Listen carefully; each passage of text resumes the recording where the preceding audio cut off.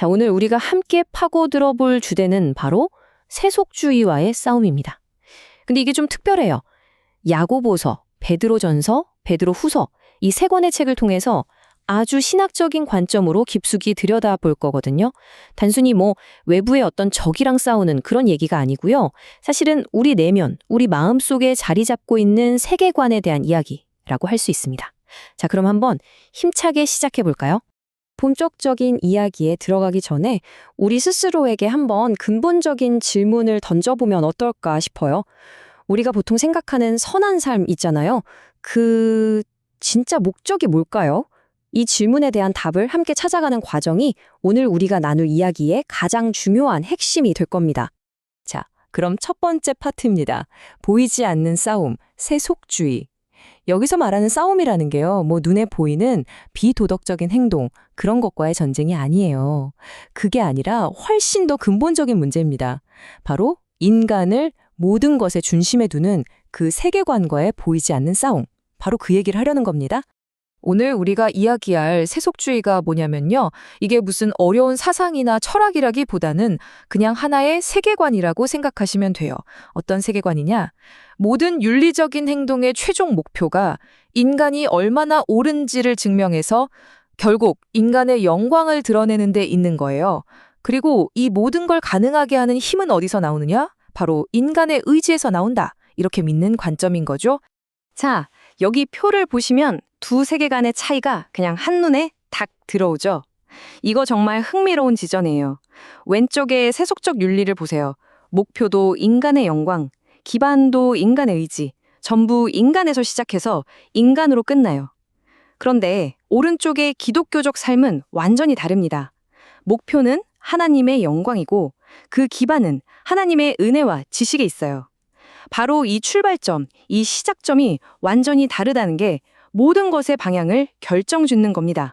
좋습니다. 그럼 이제 야고보서의 관점으로 한번 넘어가 볼게요.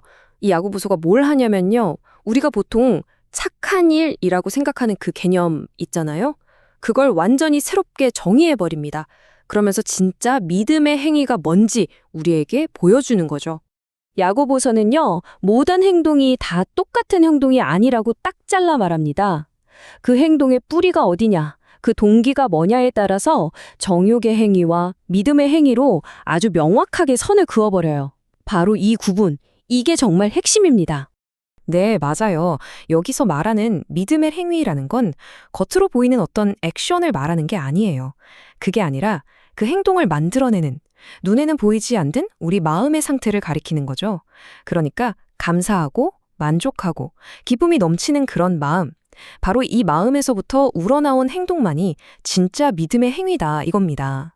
자, 그럼 이 논리를 가지고 한 단계 더 들어가 볼까요?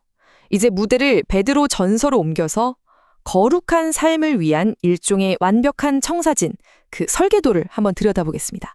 이 베드로 전서가요, 그냥 좋은 말, 좋은 교훈들을 쭉 나열해 놓은 그런 책이 아니에요. 그게 아니라 마치 정말 잘 설계된 건축 도면처럼 이 거룩한 삶이라는 집을 지으려면 어떤 기초 위에 또 어떤 순서로 지어야 하는지 그 체계적이고 논리적인 구조를 딱 하고 보여주고 있습니다. 자, 이 구조를 한번 보세요. 1단계, 모든 것의 시작이자 기초는 뭐죠? 바로 내면의 감사와 기쁨입니다. 이 기초가 단단하게 놓여야만 그 위에 2단계 목표인 거룩한 삶을 세울 수 있는 거고요. 그리고 그 결과가 마지막 3단계 바로 삶으로 증명되는 실천으로 나타나는 겁니다. 이 순서 정말 중요합니다. 기초 없이는 아무것도 세울 수 없으니까요. 바로 이 원리가 오늘 이야기의 핵심 중 하나입니다. 행동의 뿌리가 되는 그 내면의 기초가 없잖아요. 그러면 겉으로 아무리 거룩하고 선해 보이는 행동이라도 이 관점에서는 그냥 위선에 불과할 수 있다는 거예요. 결국 모든 건 기초가 전부인 셈이죠.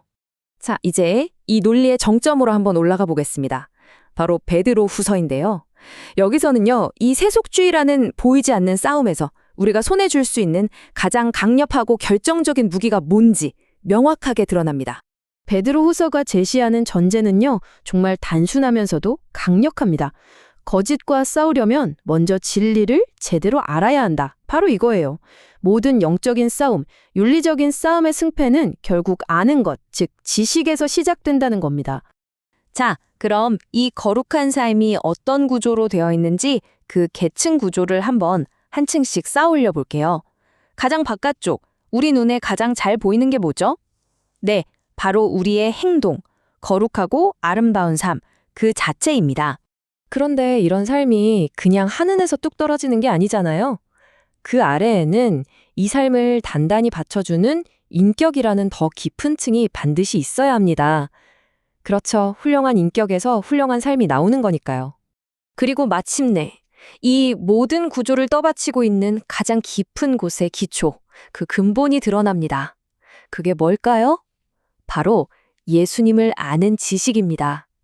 이 관점에서 보면 하나님을 아는 그 지식이 우리의 인격을 만들어내고 그렇게 만들어진 인격이 비로소 거룩한 삶을 가능하게 하는 원동력이 된다는 거죠. 이것이야말로 모든 것의 핵심 기반입니다. 바로 이 한 문장이 지금까지 우리가 나눈 모든 이야기를 압축해서 보여줍니다. 머리가 하나님을 아는 지식으로 새롭게 되지 않는 한 마음의 변화는 불가능하다.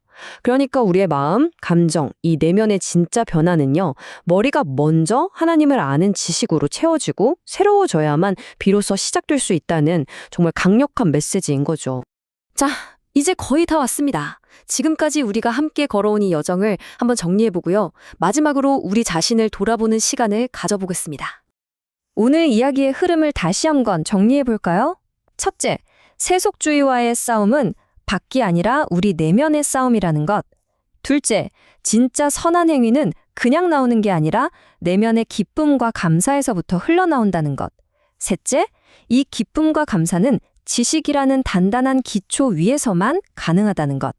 그래서 결론은 뭐죠? 네, 바로 하나님을 아는 지식이야말로 이 모든 것을 가능하게 하는 가장 중요한 시작점이자 핵심 도구라는 겁니다. 이제 마지막으로 이 질문을 여러분 각자에게 남기면서 오늘 이야기를 마무리하려고 합니다. 지금 이 순간 여러분의 삶을 움직이고 여러분의 인생 전체를 이끌어가는 그 지식은 대체 어디에서 온 것인가요?